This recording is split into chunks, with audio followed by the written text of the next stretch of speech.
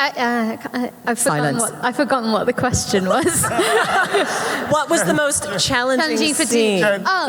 Same. We both just looked at each other like, what? You haven't had lunch yet, so that's why, right? Join me in welcoming to the stage, Aliona Baranova!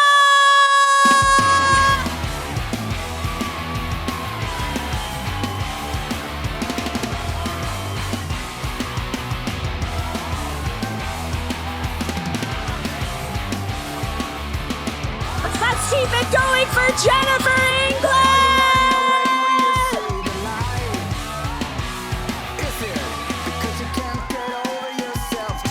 Next up we have Devora Wilde!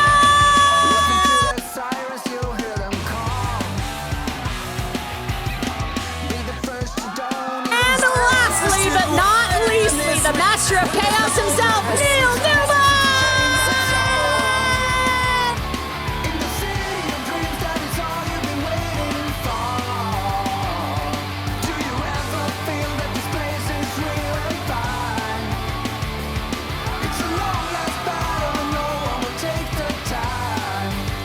Will you please ride the whole panel?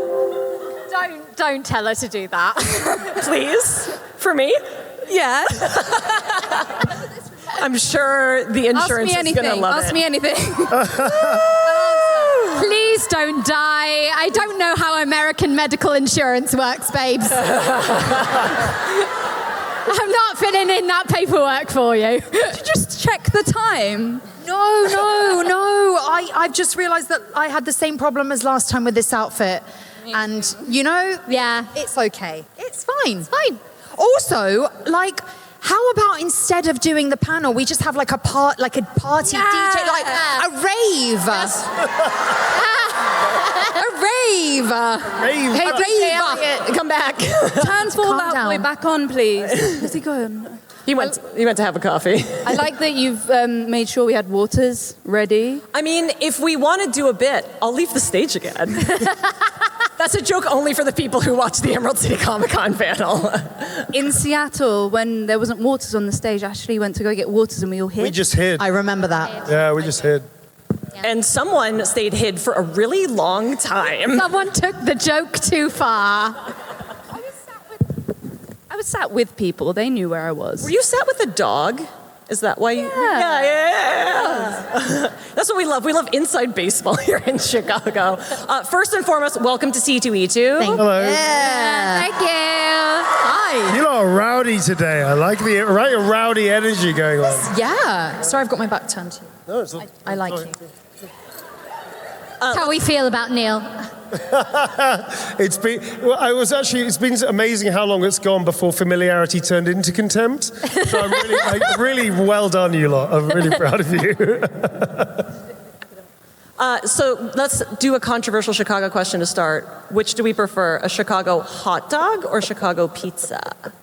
Well, we're vegetarians, so actually genuine question for someone to come to the table. And I really want to try a really, really good vegetarian hot dog from Chicago. We got your dogs. Oh, we got your dogs. We have dirty dogs. No, devil dogs. Sorry, devil dogs. Sorry, Devil Chicago. dogs. What's Got your dog. happening? You can get a good dog. What's In happening? Chicago. We got your dogs in Chicago. I don't. That's the energy for today. Yep. Yeah. We got your dogs. So far, it's the pizza because that's the only one we've had. Yeah. Did you know that on Reddit there's a bet to see who is going to propose to one of you here first at autographing? Propose to us. Actually, I have an announcement to make. I'm engaged. I see.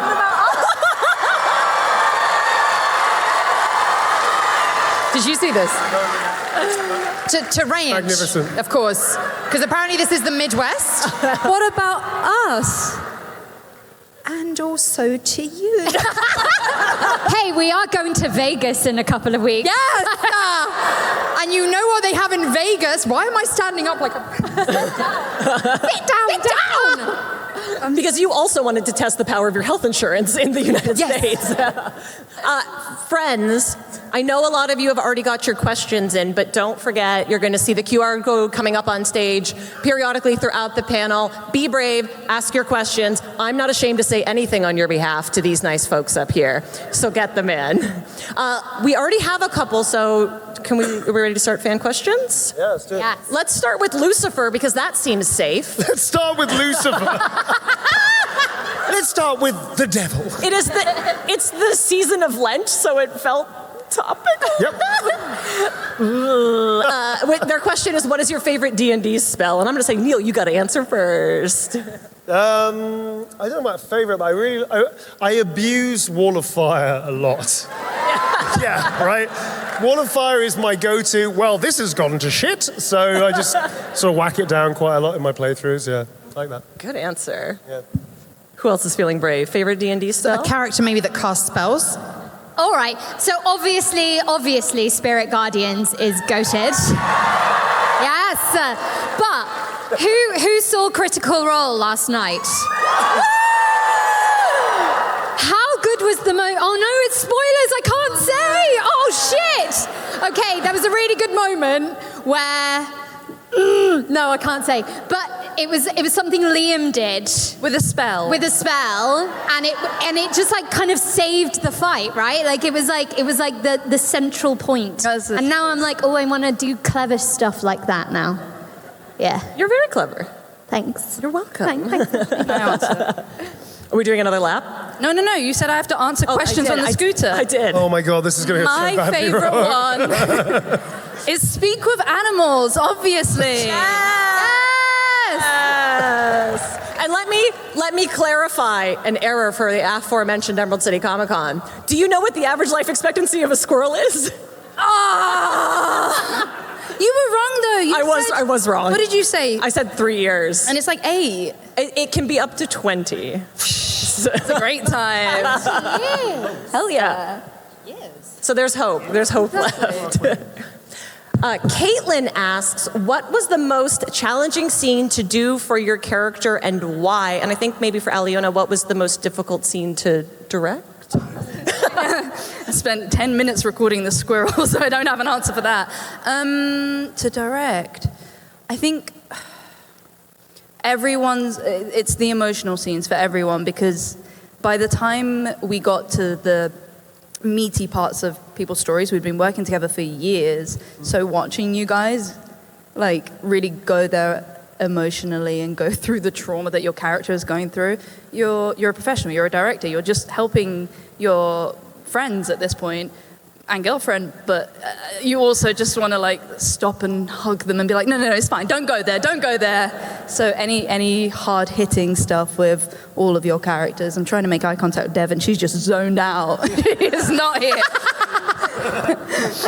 Yes. Yes. With Neil and Jen, those scenes. No, I actually didn't find the emotional scene, from a performer point of view, I didn't find the emotional, Lae'zel doesn't have that many emotional scenes, but I actually really relished them because I didn't have that many of them. So when we got to do like the sunrise scene, I was like, oh, here we go, come on. And yeah, so I really enjoyed that. For me, actually, this is going to sound really silly, but all the spells and emotes, I was like, when is this going to be over? I loved those. Something like the pig Latin that we were using. I didn't like it, and also because I don't think it's specific to the characters, it's kind of generic. So there's somewhere like, you're a piddling little pot. And I was like, how do I get that to sound like Lae'zel-ish? It was just, for me, it was really hard to make it sound Lae'zel-ish. Yeah. I've forgotten what the question was. What was the most challenging Challenging for scene? Same. We both just looked at each other like, what? You haven't had lunch yet, so that's why, right? No, genuinely it was I don't really have too much to add. I think it was the emotional scenes, obviously, because you do become so invested in your characters. I don't know about you guys, but like I would die for Shadowheart. So as would a lot of you. So kind of going through that with her it's just really hard, and it's really hard to go, yes, that is separate to me, because we were doing it for 4.5 years. What about you, Neil? Kind of the same, really. I think when you get that close to a character, you get to a point where you love them so much, you have to be very guarded against also judging. It's like having a pet or a kid or something, or a friend. You can't stop them going through pain. All you can do is support them, do you know what I mean? So for me, I think for all of us, we're all very conscious of we cannot get in the way of our character's story no matter where it leads. And I think that's a big thing for any actor. You can't judge the story. All you can do is support the character. And I think it's really important you keep that ethos, because otherwise you end up messing with the work too much. Ooh, ethos. That's like a $10,000 word here. Terrifying? Very fancy, very learned. We love to hear it. Terribly grown-up words. The word I looked at the dictionary this morning. Yeah. Wow. So I think that kind of work is always challenging. Doesn't mean it's bad. I think that's the point we all have to make, is it's challenging in a good way. That's the reason we became actors, is to be challenged and to really have these interesting moments with our characters and honor them. Yeah. Were there any moments where you discovered that these folks had hidden talents that you were able to bring out in their performances? Sorry. Maybe someone's particular improv skills or funny accents? I don't know. I can fall off a couch really well, apparently. Yeah. I did a lot of directing on the game, as did Neil, and I think I always bang on about this. It's almost like I'm in love with another woman or something. But Dev did, and that woman is me. That woman is Dev. That's what I'm talking about. I'm okay with it. I directed some of the sunrise scene, and really seeing that vulnerability from Dev for the first time, because I hadn't done a lot of those vulnerable scenes with her before, and just being like, oh my God, she's so great! What a talented woman! That was a really wonderful thing to discover for me. I did just think of a special talent. I liked it in the in-between takes where people would talk about their hobbies and interests. And Steve Hogan, who plays Volo, does a lot of Lindy Hop dancing. I think it was Lindy Hop. It was like an old-fashioned type of dance. Yeah, like what is Lindy Hop? I don't know. I think it was Lindy Hop. Can you do some Lindy Hop to demonstrate what Lindy Hop is? No, I don't know what it is. I don't know. I wanted someone to... Can anyone Lindy Hop? I saw the photographer move then. I was like, is he about to... Everyone who just raised their hands, stand up and prove it. Oh, show us. There. Oh, there's a gentleman right in the front row. Yes! Here we go. Here we go. Do you need a beat? No, you don't need a beat. You're just amazing. Dude. Yes. Woo! Thank you. Amazing. That was genuinely Isn't that so Volo coded that he could do the Lindy Hop? Dominique asks, they're just getting the question one away. Austin now asks, with the new subclasses dropping this week, what subclass do you think your character could switch to from the new choices? Has anybody read up on the new subclass? Absolutely not. Have you? I'm a blank face at this point. Is rich an option? Sure. Yes. So proud of that answer. Genuinely, though, I am going to start a new playthrough, and I really want to play as a monk. So I need to, because I just want to smash stuff. I was going to say, why a monk? Is it just because you want to smash? Yes. and do the jumping thing. Oh, yeah. The jumping thing, yeah. I see rock climbing in your future now. Oh, yeah. Speaking of... She's actually really good at rock climbing. Really? Like, Jen is physically incapable and so capable at the same time. Tell me more. Like, Jen didn't... Tell me more. It's like a therapy session. I'll speak for Jen. I'm listening. Jen didn't grow up doing sports, and I did, so that I'm always like, Jen, let's go do this, let's do that. And she's like, I'm not able to do this. And then we do it, and like, it's like Mr. Mr. Bean is a relative of yours. Johnny English. Yeah, Johnny English. And she would just like tumble and fall, but like score a goal kind of thing. And she will climb with like her elbows and like her chin, but she'll be so good. Not climb with my chin. Fake news. So that's why Jen didn't also come out with the scooter, just in case. Oh my God, I would die. Frank asks if writers could change any of your real life stats. Oh, if Withers, sorry, could change any of your real life stats, which would it be? Ooh. Dev Space. These questions are very technical. Can you ask about like favorite condiments, favorite like life moments? I don't know. Oh, what's happening with my voice? I don't know. Hello. I don't know. Maybe some extra sleep points so I can sleep more. That's your new secret talent emerging, is that voice. The ability to long rest. The ability to long rest. That's a short rest. Yeah. I think wisdom for Devora.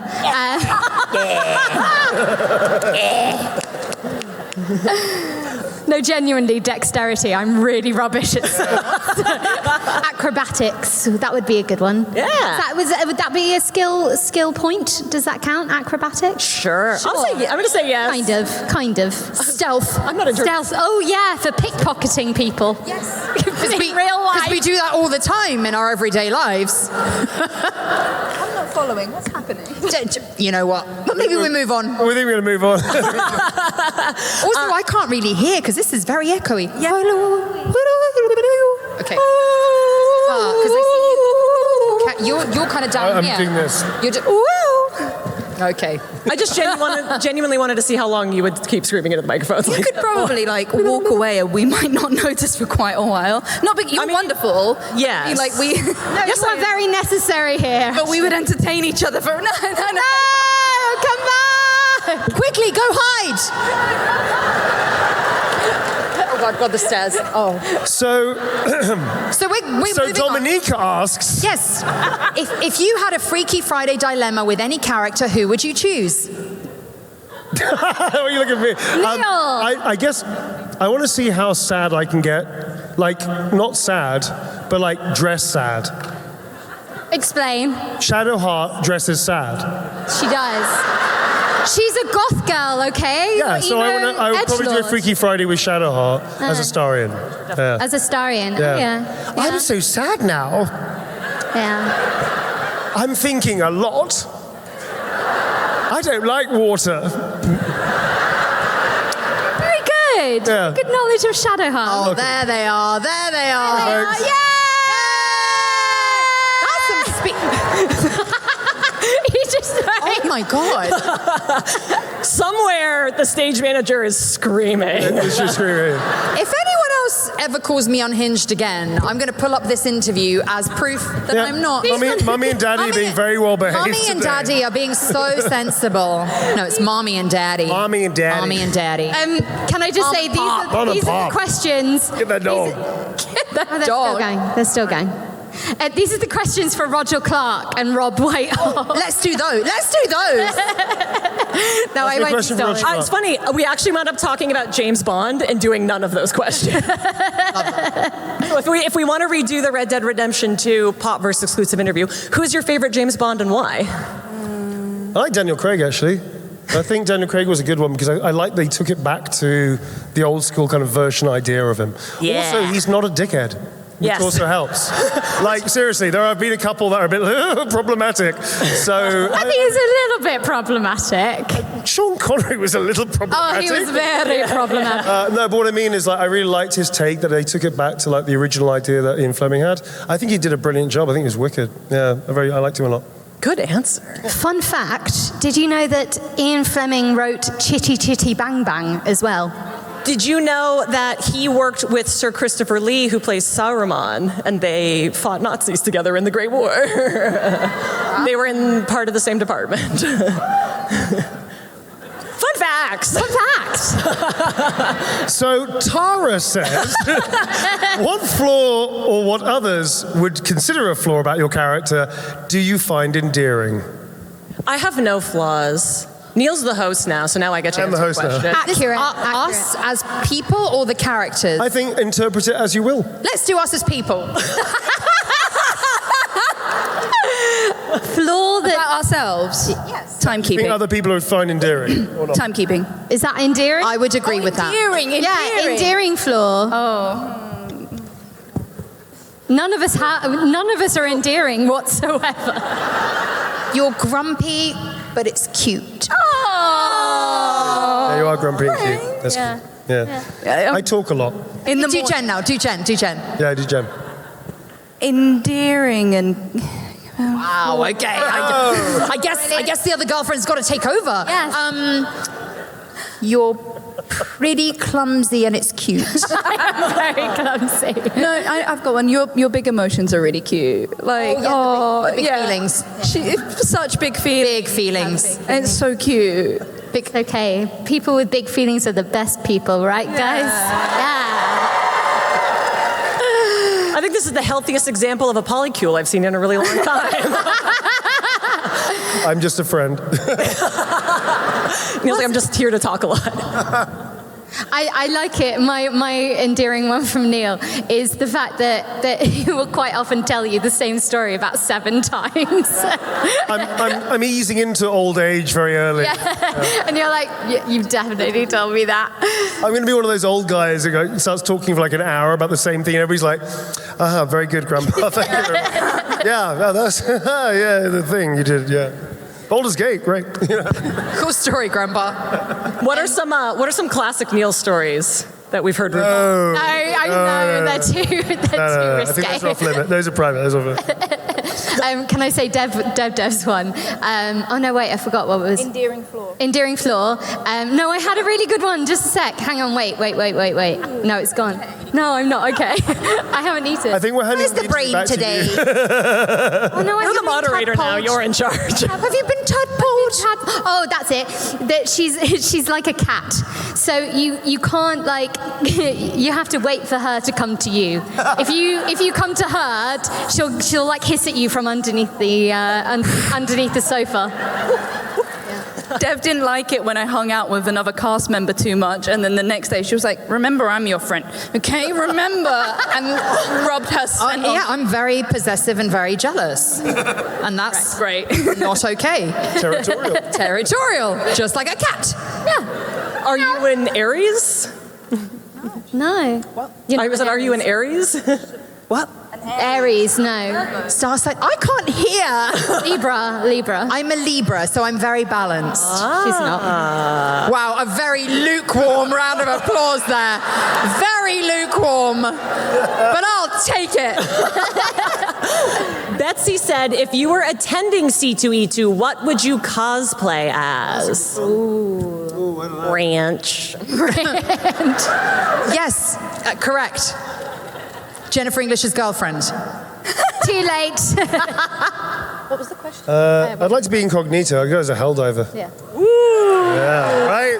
I see you. Yes. Go as a helldiver. I'll die the best again. I think it's a game. I think it's a game. Arcane characters. Arcane. Yes. Angelina says, who did you romance in your BG3 playthrough? I don't know, Jennifer English. Who did you romance in your BG3 playthrough? This one. Obviously Lele and also Shadowheart because I call it asturbation. Lae'zel seconded. I call it Lae'zel. I don't know what I call it. Are you okay? No. Sorry, we are horribly jet lagged. Like, we should just point that out. Very Horrible. jet lagged and hopped up on dogs.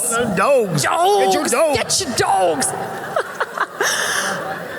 Jared asks, when did you realize how big the game is or was becoming? When did you realize you were the superstars of the whole ding dang world?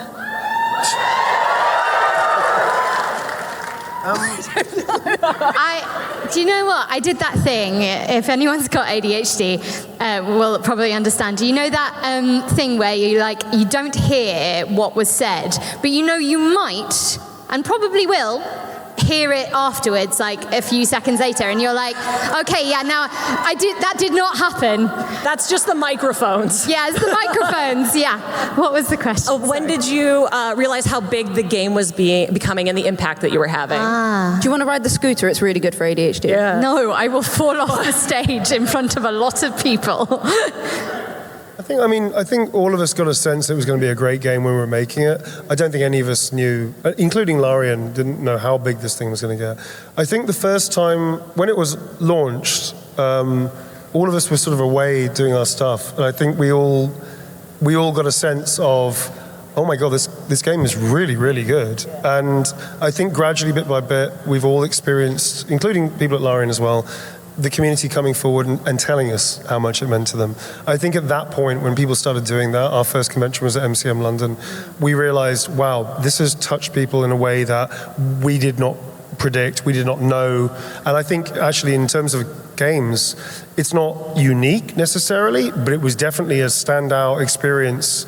And I personally think it's one of the best games ever made for all of those reasons, gameplay, but also narrative, also the way the communities come together. Yeah. So I think really October MCM, we all came, 11 of us came together out of the 258, and I think we all suddenly realized, oh, this is a thing. This is a big deal. Yeah. Were there people cosplaying that early? Yeah. Before that, in early access. Oh, that's amazing. Actually, Jen and I did our first convention today together in early access, and we saw people already cosplaying, and that was pretty mind blowing already. Yeah. That's so cool. Okay. Cool. Alan says, do you have a favorite vicious mockery line that you recorded? No.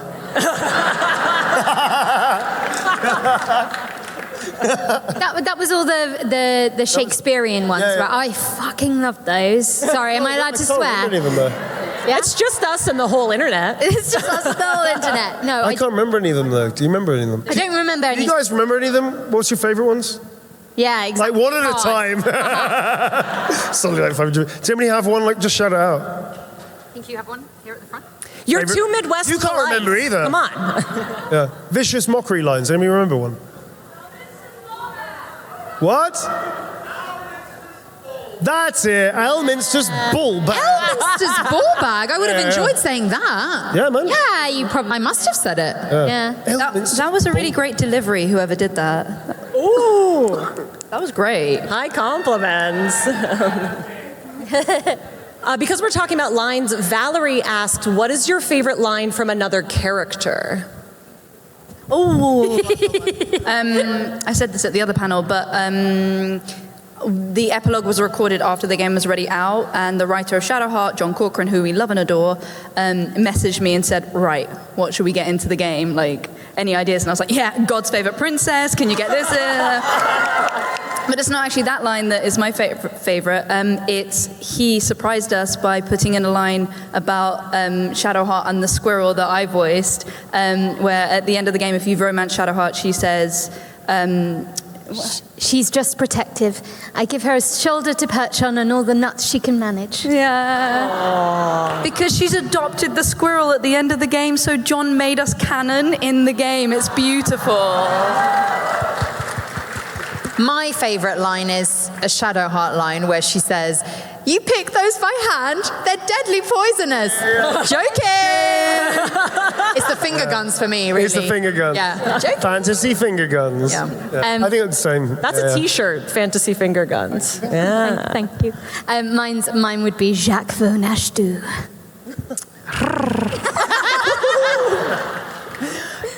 Eric asks, what was your first RPG video game? Baldur's Gate 3. Just Gate 3. Neil? Sorry. I always forget you guys on games. Sorry. You guys, we're so young. That's all right, I know, We're so young. Back ago in the long ago in the old time. Tell us the story, Grandpa. Well, tell us, please. It was a wonderful thing. I played like, I can't remember the first one, but I played like things like, gather round, children, and let me educate you about the old times. Please. So back when you had to spend 45 minutes to load a game. You've told us this one before. So yeah, I used to play things like the Bard's Tale, but the original one, like way back. Yeah, thank you, 2 people who are middle-aged. But things like that. I played it from Spectrum's, the old Spectrum days, like 40 years ago, and things like that. I know, I've been a gamer since I was 8. Wow. Yeah. Does The Sims count as an RPG? Yes! I mean, yes! Actually, It's a role-playing it's a game. role-play. Yes, I second The Sims. It's high five. Yeah. So The Sims. Thruple high five. The Sims. From the young crowd. Sorry, Grandpa. My Sims follow-up question has to be, how long did it take you to learn the cheat for them to woohoo? Oh, like seconds. Immediately. That was obviously my favorite thing to do, other than killing them. Yes. My particular favorite was setting things on fire. Yeah, I liked it when they realized things removing on the fire. door. Yeah. Oh my God. I'm learning a lot about you right now, girlfriend. One of the most intense things about The Sims, I don't know if you did the cheat stuff, right? Obviously. Giving them all the money in the world, Yes. them having everything, and then realizing their lives are meaningless. And they're just sitting there surrounded by nice stuff, so unhappy. Yeah. And then you sit there going, I don't like this game anymore. There was also a cheat code to make the male characters pregnant, which was very fun. And you could build fences around the characters and watch them slowly lose their mind, which I really liked. Lydia asks, what would be your preferred pet from Baldur's Gate in real life? And I think we all know that the answer is a squirrel. Owlbear. A squirrel. I feel Baby one. like owlbears would be quite stinky. Just a baby one. Just a little guy. You want an outdoor owlbear, though. I want an outdoor owlbear. Yeah. Or an outdoor dragon. Yeah, dragon would be pretty cool. You can fly away on it. Sorry, no offense to the squirrel. No, I agree with that one. Yeah, dragon. I think a tressim would be cool. They're sassy. So a cat. Shh, a tressim is not a cat. So just a regular old cat then. Shovel.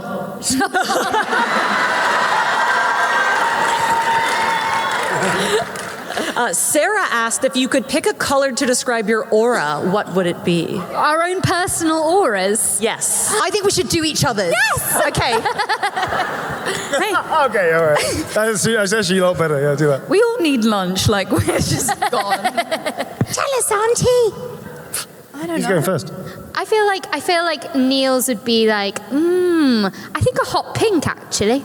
I was going to go purple, like a dark the hot purple. pink. I was going to go with this color. Purple. I think Neil's like a dark purple. Talk me through the hot pink. Well, Look, it's an instinctual thing. I'm not going to explain my gut reaction to that question, Neil Newbon. So you're pleading the Fifth Amendment, I No. understand. I think you're very vibrant as a human being. Oh, thank you. It's All right. the Leo energy, and yeah. oh my God, we've got 3 Leos and a Libra on stage. We're double Leos as well. It's a lot. So dark purple for dark purpley pink. This color, I think. Yeah, that colour. Neil. Oh, I was going for that one. I would say you're more of a hot pink. I think you're a pink, yeah. I'll take Hot pink. it. Yeah. Leon. What am I? Dark green. Oh yeah. Yeah, dark green. I would. Yeah. Easy. I think gold for this one. Ooh. Yeah. God. Little old me. I would say bronze. Bronze, like better. a class- Bronze. Classy bronze. I'll take it. Is this what the audience came to see? I kind of feel like halfway through these conversations, we've just lost you. We're just going, what do you think? Oh, that's really cool. This is it's us not in the green entertaining room. at all. This is exactly what our friends. I have to say, I think this is exactly what people came to see, in fact. By the way, these are now all fan art possibilities that you're all responsible for by next C2E2. Yes. Kaz asks, what is your guilty pleasure video game? And I guess we can't all say The Sims now. Oh, thank goodness you're here. Thank goodness you're here. It's obviously it's a very British game. Yeah. But I highly recommend anyone playing it. It's so dumb. You won a BAFTA. It won a BAFTA, so it's very good. It's about 3 hours long, and it's made like it's kind of like it's by a boy from the 1980s, and it's like a lot of poo, it's a lot of bums, it's very, very immature, and I really think British. everyone should play it. It's a little slice of northern British life. Yeah. Not at all. It's completely ridiculous, but it's Yeah. really fun. Yeah. If you like Monty Python and that kind of stuff, this game is for you. Yeah, it's really fun.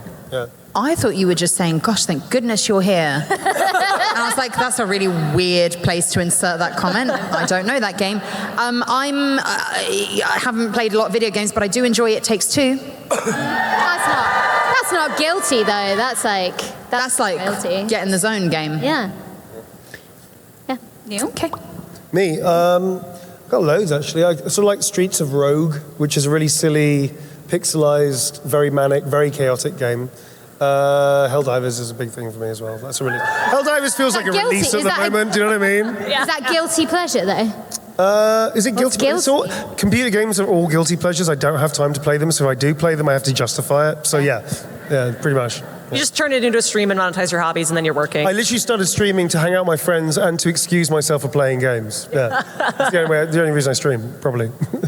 Because it's legit if you say, I'm Yeah, it's legit. I have to I'm work streaming now. tonight. I'm working for 3 hours Literally straight. leave me Poor alone. Yeah. What is this face for? What question? Rebecca's question, because I almost wanted to make it pointed. It said, do you guys practice self-care when you're busy with con schedules? Do you guys? Well, you haven't eaten lunch yet, so clearly not. We don't. We do not. Negative. Negative. Yeah. You just practice surviving jet lag, right? Yeah. Yeah, it's not. I mean, the thing is, don't forget, this is all privilege.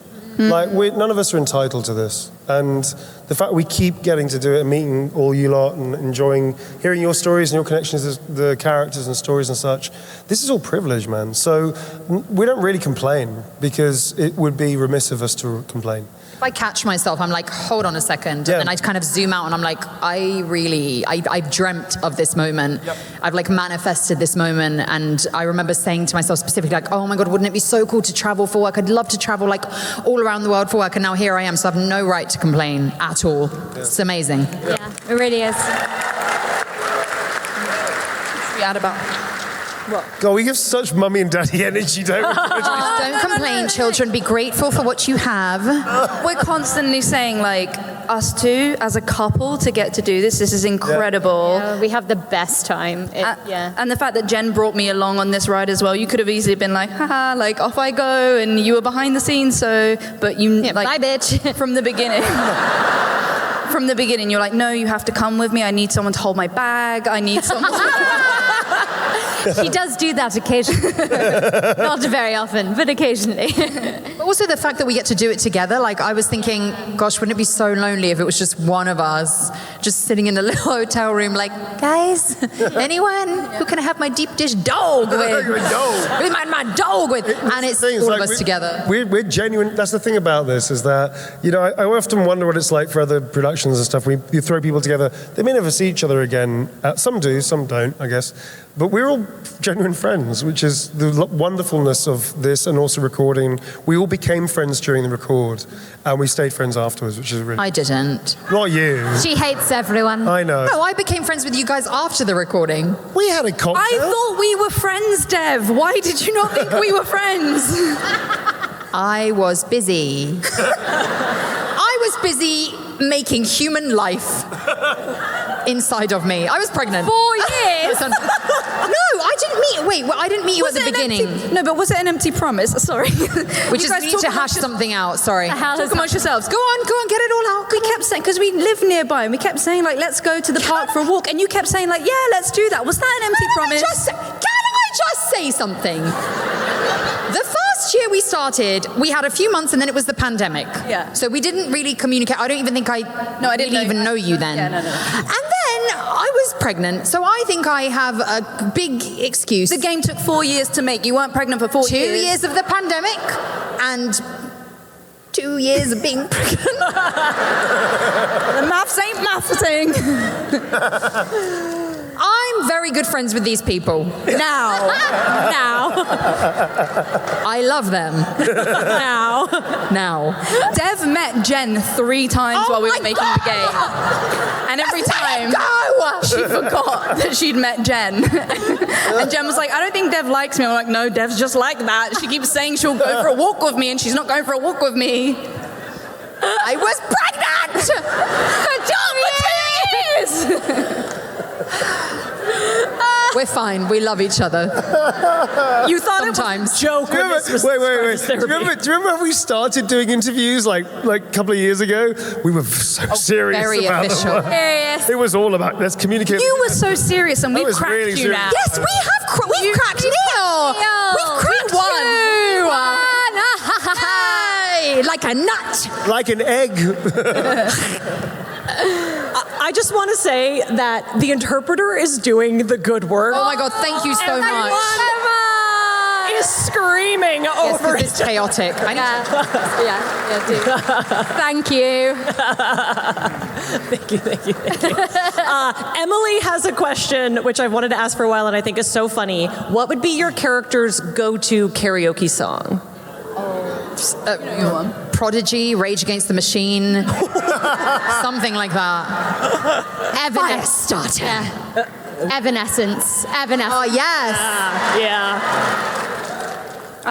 What's Corinna's go-to karaoke song? I feel like an opera song. You wouldn't expect that. And also because she's like Carmen or something? if that's an opera, then yeah. Yeah, I feel like because she's dragging, Alfira for her bad singing, therefore Corinna must be really good. Right. It's law, right? Yeah. She's the Ariana Grande of Faerun. Yeah. Popular. Wouldn't that be great? What's popular nuts? They're gonna be popular nuts. Keep going. Panel. Popular nuts. Faerun's next hit. Excellent choice. What about What's Astarion's? I've actually used Astarion's voice to help me sing Sweet Transvestite better. Yeah. And the thing is, it totally works. How do you do? I'm pleased to meet my favorite hand man. I love that. That's going to be all the video requests you get for the rest of the convention. Will you sing the entire song for me? Elle asks, ooh, sorry, it went away. Megan asks, who is your favorite Baldur's Gate villain and why? Well, obviously Orin. Yeah. Because she's hot. Because she's hot. Yeah. Mizora. Oh, Missouri. Because she's hot. Because she's hot. And the hag. Because she's hot. No, I do think the hag should. We both stand by this. That the hag should get more attention. Oh, and the actors, they're so lovely. I only met them once, but twice. They're so lovely as well. They're so talented. Who? The plays the hag. Oh, Renavala. Yeah, Love her. they're amazing. Yeah, I need to text her back. Yeah. It's been a year. Oh no. Sorry, Rena. Moving on. Paulina asks, what is the most memorable piece of direction you've ever received? The most memorable piece of direction. I'm seated. It's not one that was given, it's one I discovered. So there's something, it made the news, which is just weird. It was something along the lines of slightly horny, parentheses, only slightly Neil, close parentheses. I didn't actually get that note. It was discovered in the game, in the files that sometimes go along with it.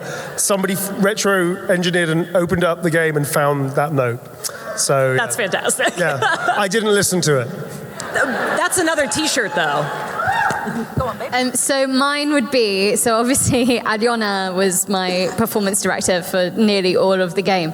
And when we were doing the romance lines, it wasn't so much direction, but more, I knew if I was successful by how much she was blushing.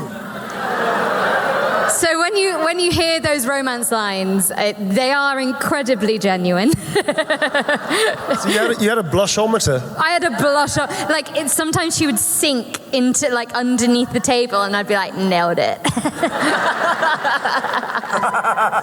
Dev, what memorable direction did I give you? What amazing direction did I give you, Dev? Competitive, but only slightly competitive. Don't be good. Be better. I don't know. You tell Faster, more me. intensity. I was pregnant. It was nice. It was nice being friends. I said it was nice being friends with you. Just tell me. No, I don't know. I don't remember my own direction. Oh, you don't remember? So we weren't that good friends then. Moving on. Jessica asks, what was the most awkward thing about motion capture acting? Ooh, good question. Getting the thing off Oh my to have God. a wee. And getting it on. Getting it off when you're like, when you've only got 5 minutes Yeah. and you want to have a cup of tea. Obviously, we're British, and you like, so you have like, you run up to the loo, you have to take it off. There's so much Velcro, and can I say it's really scratchy if you take it off too quickly. Yeah, it's really scratchy. Really scratchy. The amount of times I'm like, I've got to like. Anyway, it was really traumatic. Bit chafing. So you have- Bit of chafing. Bit of chafing. Yeah, Nice. It looks like you have carpet burns all over Yeah. your body and stuff like that. I have a genuine, serious answer for once. So some of the cutscenes, myself and Neil were part of the team who did the motion capture for that. Yeah. And I think it's a neurodivergent thing. Sometimes, if anyone here is neurodivergent and wants to get into mocap, a few people. Sometimes I forget to bend my knees. Like, yeah, real, right? Like, as a neurodivergent person, your body just locks up in weird ways, and you forget you exist sometimes. And these guys like mock the way I walk occasionally. She waddles. No, you did a funny impression of me, and I was like, oh, I didn't even know I was doing that. You did. No, it was helpful. It was helpful. because I We've was just like, taken your interview and turned it into therapy. I said something to you in the photo booth, and then you repeated what I said, and you went like, ho, and then did that. But no. But my point is that... Were you there the day that Devora Wilde got cancelled? Yeah, it was awful. It was bad. No. Can I say everyone makes fun of how Aliona walks in a really loving way, because she does waddle. What I'm trying to say is awareness when you're neurodivergent of what your body is doing and is so key for that. That's what I'm saying about the awkward thing. And Jen really amazingly for me noticed that I lock my knees whenever I'm uncomfortable in some way. If I need a wee, or when else am I uncomfortable with? Cold. Yeah. Tired. Hungry. And so like this most of the time. No, I do bend my knees sometimes. But just for anyone that might go into mocap in the future and is neurodivergent, just be aware of what your body is doing. That's my top tip, and that's my only serious answer for today. Thank you very much. Well done. I'll make sure I bend my knees when I walk out of here. So Ash asked this also about performing mocap. How do you do them kissing scenes? Yeah, we actually did them. Again, like... That was Josh and Saskia. That was Josh, Saskia, and myself and Did you Saskia do as some well. of them? Yeah, I did them as well. And it's interesting with mocap because often you've got an HMC on a head-mounted camera like this, and the same process. You take it off, put a soft cap on, and you do it for real. You actually kiss for real? Yeah, but only in the mocap team, because obviously we did several different versions of the shoots. Yeah. So there was all of the 258 actors in pit stop doing full performance capture as our characters. Then we had blending that we did, which was again Aliona, myself, Saskia, Josh, Ed Gamester did a bit, Katrina did a bit as well. As well as the many different teams across the entire world that were animators jumping the scenes. Yeah. But the kissing stuff, because it was sensitive, was done by actors. There was an intimacy coordinator there as well, just to make sure it was all, everybody's happy and safe and stuff, yeah. But yeah, the kissing, you just play the scene out for real, and you just do it as you're supposed to. The reason that you need to use actors is because we understand what it's about, we're professional, there's a level of safety there. You should never, ever use non-actors for that kind of stuff. It can be very dangerous. But it was just straightforward. We did it as a generic kind of model. The one that we bespoke was actually Astarion, so I did some extra stuff for Astarion as the Ascended Astarion. I did that with Saskia, and that was very specific, and so they asked me to very specifically do him because it was of a slightly different nature. So yeah, that's how we did it. So friends, you can applaud for Neil, correct? Sorry, very boring answer. It should be more exciting than that, but that's, you know. This is probably going to be the final question, but we're going to bring the lights up and take a selfie together at the end, so please don't, run away. as we're doing the last answer. Michelle asks, how did you break into voice acting? But I would like to sort of open that up if you have any advice to aspiring performers who want to be in Baldur's Gate 7, 8, 9, 10 in the future. I want to go back on what was my one serious answer. I just want to add to that. There is no shame if you're neurodivergent and you struggle with things with your body, honestly, because I do. Jen, at the beginning of the game, was struggling quite a lot, and it's just about being kind and patient with yourself and with anyone else you're working with if they are neurodivergent and they're locking up and seizing up, just to help each other out. That's it. No one's used to me being serious. I'm not even used to it. I don't know how to end that. So back to break into voice acting. So none of us would ever call ourselves voice actors, because not that there's anything wrong with people that do, but we obviously did all of the motion capture in the game, and we don't want to pretend we didn't do that. But also, all of us do all genres of acting, and I feel like in the UK that is the norm. Yeah. And I feel like one of the reasons why Baldur's Gate 3 acting is so good is because you've got actors who have trained, have really worked hard on their craft, who have just learnt and are really passionate about what they do. And I think a lot of people come into it and go, yeah, I can do some funny voices. And it's not that. It's just not that. And if you want to do that, then fine, do like audiobooks or something. But it's not, if you want to do video game acting, approach it like you would a film or a piece of theatre. Start in theatre. I think a lot of people say, how do I get into this kind of work? It's like, do you know how to act on stage? Have you ever trained for that? Because the reason, in Britain we do, and Europe as well, we have a very obviously long history of theatre. It's drummed into us for character work. That's the starting point of your career. Always theatre. Develop character, be on stage, it's live, it's immediate, things go wrong and you have to roll with that, you have to be in the present moment, etc., etc. If you skip over that, even if you don't want to do theatre, that's cool, but train in it, or at least find a way of starting, learn film technique, and because everything is acting, that's the point, it's all acting, just different technicalities and methodologies that come along with it. So if you want to be a voice actor, again, we hate the fucking term, to be honest, I think it's reductive. But if you want to be an actor, learn everything, because it's all acting. And competition-wise, you will not compete well with the rest of the people that do that due diligence of learning the craft as a craft. Yeah. And it's all going to feed into something like Baldur's Gate 3, where I think we all bought theatrical training, voice work, movement, everything that we've ever been taught into that role. So to call it voice acting really is just not accurate at all. Yeah. And it makes my job redundant because I wasn't a voice director, I was a performance director working with the mocap. So it's not voice acting. But the good news is that, it's a vocation, it's a passion. That in itself is a worthy thing to do. So even if people try and it doesn't work out, that's still okay. If you like acting, if you love acting, then just join a theatre group anyway, or make your own short film, why not? I mean, there are resources now to do these kind of things and a lot cheaper than it used to be. So you can do it on your phone. I mean, just do it as a hobby, do it for fun, whatever you want to do. But if you want to get into it seriously, then treat it seriously.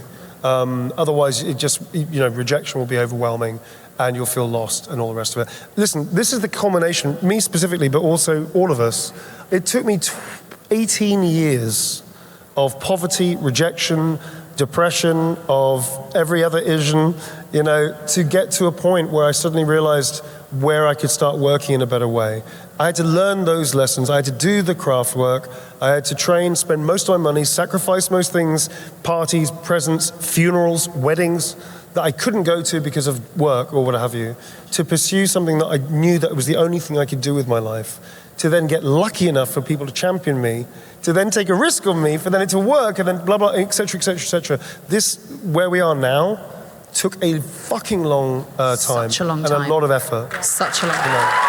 So you have to understand, if you are okay with that, if you are okay with it not necessarily working out, if you're okay with long hours of studies, of not knowing, of pushing through, of et cetera, reading plays, of doing your work, if you're okay with all of that, then fucking do it. But if you like the idea of it, please do something else, because you'll be happier in the long run. And I will just add to that it, so many talented actors we all know, like some more talented than us, will not succeed. Yep. And a lot of it has to do with luck, and a lot of it has to do with privilege of some kind. And I think it's really important to note that we all have privilege in some way, whether that's where people went to school, or the fact that their parents engaged with them about that, or, you know, like...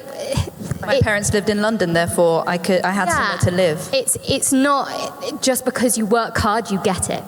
I wish it was a meritocracy, and it's not.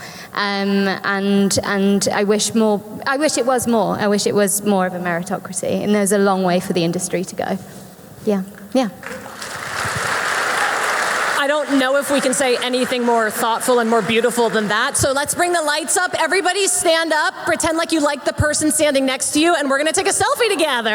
I'm gonna do a scooter giveaway. I'm gonna throw it into the audience. You guys ready? This is Kari Walgren, and you're watching Fandom Spotlight. Be sure to like and subscribe. Plus, remember to have fun and follow your fandom.